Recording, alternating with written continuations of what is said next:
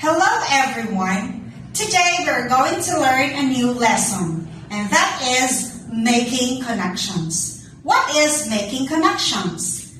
Making connections is a critical reading comprehension strategy that helps students make meaning of what they are reading.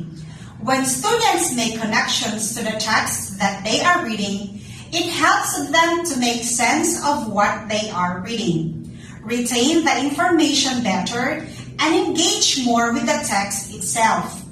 Students can make connections between the text and another text, the text to themselves and the text to the world around them. There are three kinds of connections. First is text-to-text connections. Second is text-to-self connections. And third is text-to-world connection.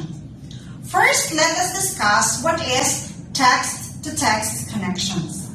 These connections are made when a student can connect what they are reading to other books that they have read or songs that they have listened to before.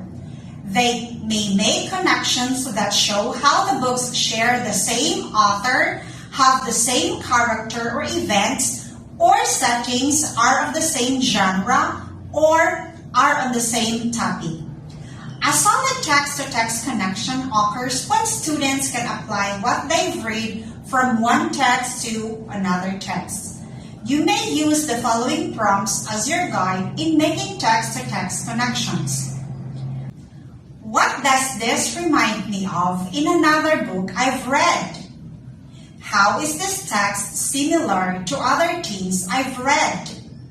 How is this different from other books I've read?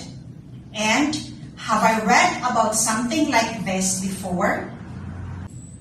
Second is text-to-self connections.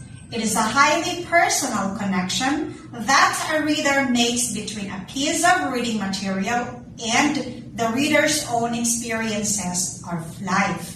It is an active reading strategy which is used to promote critical reading skills. It involves previewing texts and making connections to construct meaning. It focuses on the student's prior knowledge and experiences. Focusing on text-to-self connections, here are some examples of good questions that enhance understanding. What does the story remind you of? Can you relate with the characters in the story? Do you relate to a certain event in the story? Does anything in the story remind you of anything in your own life? How did you use your senses to recall experiences? What are your feelings when you read the texts? And have you changed your thinking after reading the texts? What have you learned? Third is text-to-world connections. This is a larger connection that a reader brings to a reading situation. This can be narrowly defined as relating to something in the text to a current event. Text-to-world connection can be done by relating events in the text and the things that you have seen or heard in the real world. Text-to-world connection can help you activate relevant background knowledge to help you understand the text and expand your appreciation on the domains of interconnected information. You may use the following prompts as your guide in making text-to-world connections. What does this remind me of in the real world? How is this text similar to things that happen in the real world? How is this different from things that happen in the real world?